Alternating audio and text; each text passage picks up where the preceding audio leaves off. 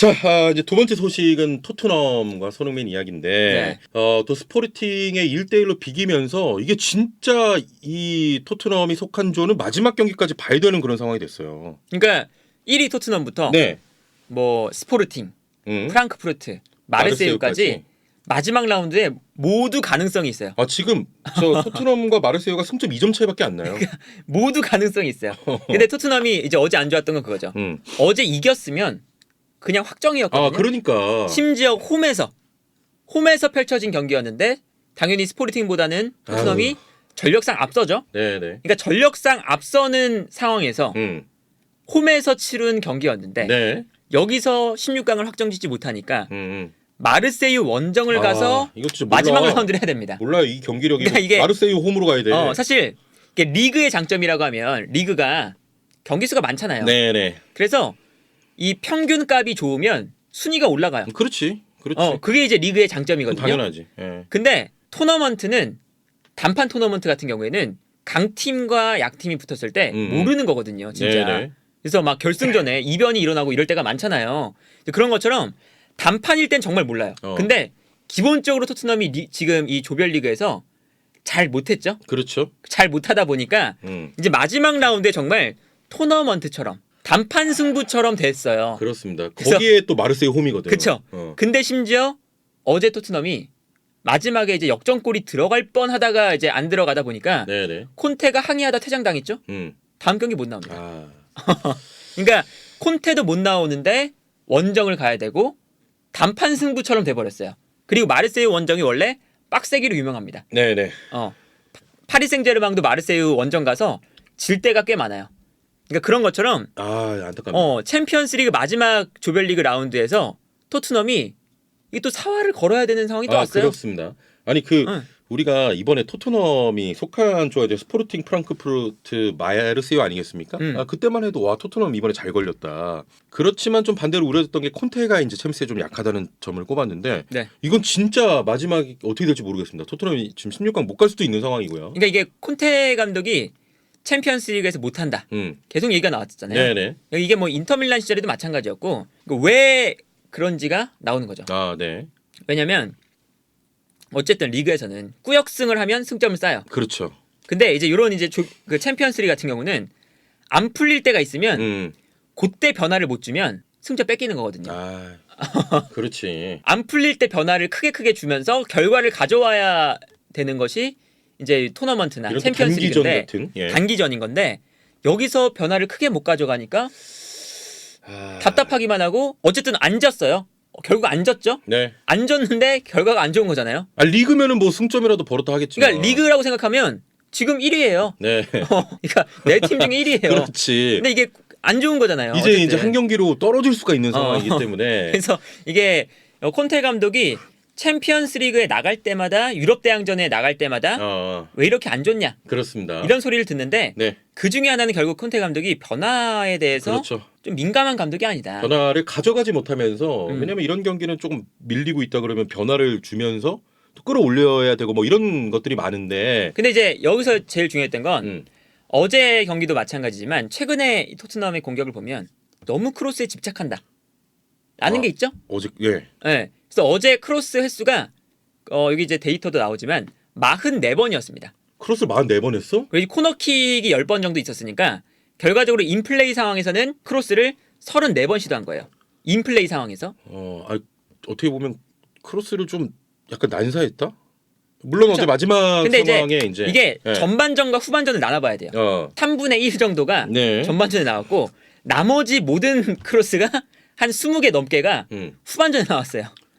이제 빨리 이제 넣어야 그러니까 되니까. 이게 전반전에는 정상적으로 경기를 하면서 사실 전반전만 보면 페리치랑 손흥민이랑 볼 주고받는 게 이전보다 꽤나 나오는데 했어요. 근데 후반전이 되니까 한 골 먹혔잖아요 이미 전반전에. 그러니까 후반전 되니까 그냥 엄청 올려. 보지도 않아. 왼쪽으로 보내고 페리치 크로스.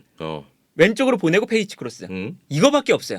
아니 그러면서 후반전에 어찌됐건 전반전은 그래도 이렇게 주고받으면서 좀 활로를 열려고 했는데 후반전은 이제 아무래도 빨리 지금 조급한 거니까 크로스를 난사했는데 그러면서 손흥민이 좀 보이지 않았다. 그렇죠. 그러니까 이게 전반전에는 손흥민 선수가 꽤나 공간이 나오면서 볼을 잡았던 상황들이 꽤나 있었어요. 네네. 그런데 후반전에는 진짜 거의 한 번도 없었습니다.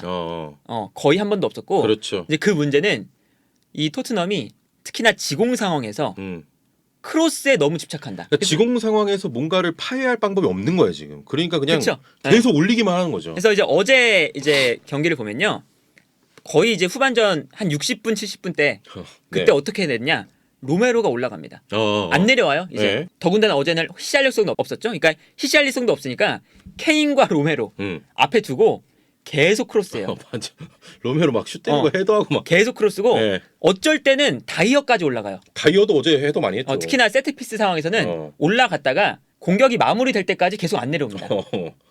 일단 박스 안에 선수를 많이 두는 거예요.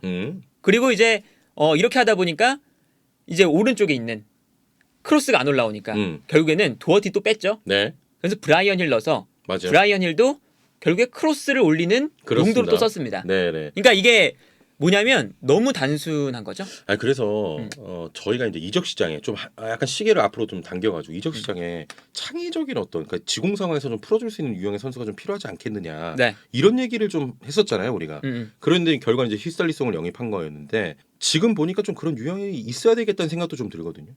이적 그쵸? 시장을 그러니까 좀 앞에 돌려보면. 이거 콘테 감독이 선택한 게 예. 결국에 이제 뭐 쿨루셉스키, 손흥민, 케인 이렇게 있는데 히샬리송이라는 조금 더 박스 안으로 들어가줄 수 있는 유형을 선택한 거거든요. 네네. 이거는 콘테가 선택한 거예요. 그러니까 창의적인 미드필더보다 박스 안으로 들어가는 공격수를 더 선택하겠다.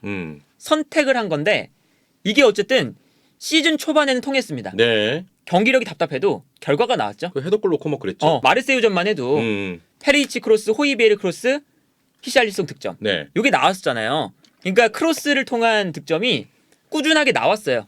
그리고 오늘도 사실 역전골이 나왔으면 이거 크로스의 효과이긴 했습니다.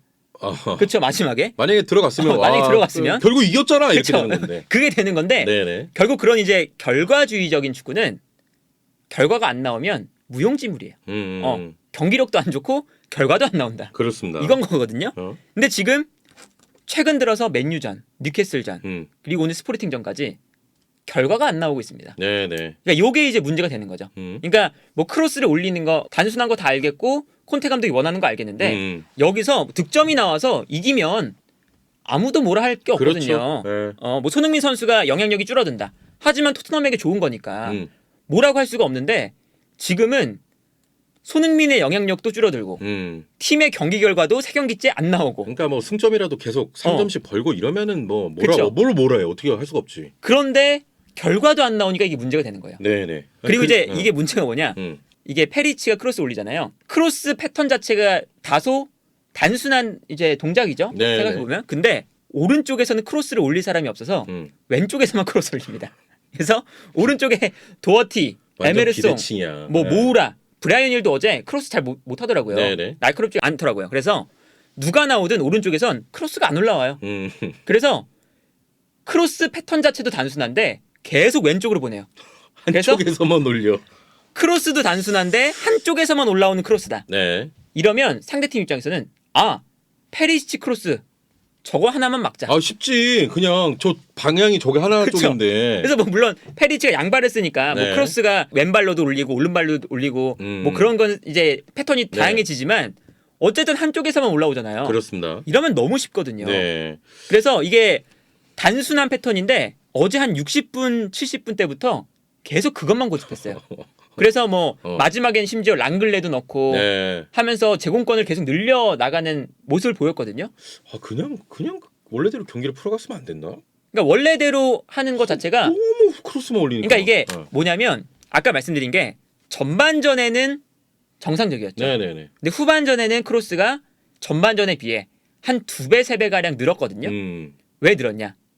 후반전에는 스포르팅도 수비 라인을 내렸습니다. 그러니까 이게 지공 상황이 되니까 토트넘이 어쩔 줄 모르는 거예요. 그러니까 어쩔 줄 모르니까 사실은 지공 상황을 풀어가는 방법이 크로스 말고도 다른 것들이 많아요. 많죠. 뭐 맨시티만 봐도 넓게 벌려놓고 크로스 맨시티도 많이 올리거든요. 근데 크로스뿐만 아니라 침투하는 선수에게 뭐 스루패스를 넣어준다든가. 그렇죠.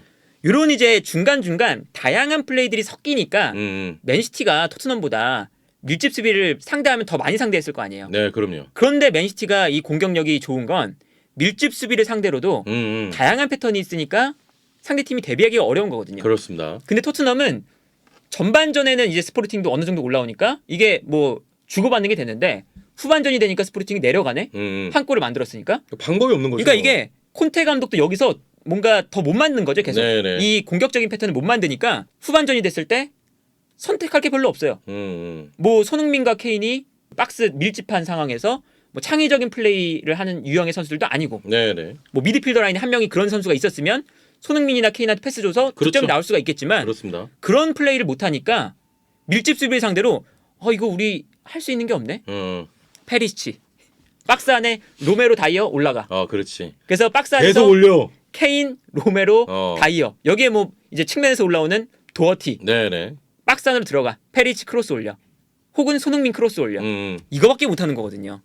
그래서 이게 사실은 너무 공격적인 패턴이 단순한 게 이게 문제다. 그 문제점 중에 이제 우리 시각으로 물론 토트넘이 답답한 경기하고 지금 이런 상황이긴 한데 네. 결국에는 이런 크로스를 좀 고집하는 것들이 이번 시즌 손흥민의 득점과도 좀 연관성이 있지 않느냐. 그렇죠. 네. 뭐 손흥민 선수가 사실 그 레스터 시티전과 프랑크푸르트전을 빼면 득점이 없어요. 네네. 그리고 실제로 이 손흥민 선수가 지난 시즌에 진짜 엄청난 골 감각이었는데 그때의 막 엄청났던 골 감각보다는 살짝 내려온 것 같긴 해요. 그렇죠. 지금 이번 시즌에 뭐 1대1 찬스 놓쳤던 것도 있고. 근데 그런 걸 감안해도 손흥민 선수에게 만들어지는 찬스가 극히 줄었습니다. 그렇습니다. 그러니까 이게 이제 문제인 거죠. 손흥민 선수가 뭐 손흥민 선수의 컨디션이나 뭐 이런 것도 말을 할 수 있겠지만 이것에 비해 이걸 감안해도 손흥민 선수에게 연결되는 중요한 찬스들이 지난 시즌보다 안 만들어진다. 네네. 이게 중요한 거죠. 그렇습니다. 자, 일단은 뭐 진짜 크로스가 오늘 경기에서는 진짜 후반전 한 7, 80분 넘어가면서 너무 많았고 이러면은 지금 토트넘이 좀 이렇게 뭐랄까요? 안 보이는데 지금. 그렇죠. 이거 좀 이제 어떻게 해야 되냐 이거? 그러니까 이게 뭐 잘하던 거 왜 놔두고 네. 크로스만 올리냐. 이거는 사실 본질적으로 토트넘이 지난 시즌도 마찬가지였거든요. 지난 시즌에 막 잘할 때 그때는 보통 역습할 때 잘했어요. 네. 그리고 지공 상황일 때는 똑같이 못했습니다. 맞죠. 그건 맞잖아요. 그래서 콘테 감독이 지공 상황에서 계속 못하니까 이거 성적을 올리기 위해선 지공 상황에서 뭔가를 우리가 만들어야겠다. 네네. 그래서 선택한 게 단순한데 어쨌든 박스 안에 넣어놓고 크로스 올리는 이 전술인 거거든요.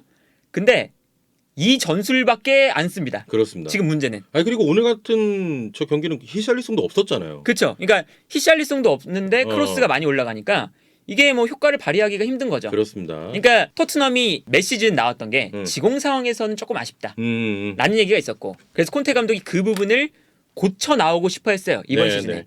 근데 그 고쳐 나오는 과정에서 크로스만 계속 시도하니까 중원에서의 뭐 창의적인 연계 플레이나 뭐 공격적인 패턴이나 이런 게 안 만들어지고 네네. 계속 크로스만 시도하니까 공격은 너무 단순해지고 손흥민에 대한 영향력은 줄어들고 이게 겹치니까 사실은 경기를 보는 입장에서는 답답한 거죠. 그렇죠. 특히나 이제 우리 한국 팬들은 너무 답답하다. 오히려 좀 오히려 공도 많이 못 잡고 그쵸? 이런 모습들이 있으니까 더욱더 답답할 수밖에 없고 얀 콜로를 좀 영입하는 거 어떨까요? 얀 콜로. 무리수인데요. 아니 여기 막 무리키 얘기하길래. 무리수인데요. 얀 콜로가 있으면 내가 볼 땐 토트넘은 단번에 1위 할 수 있습니다. 무리수인데요.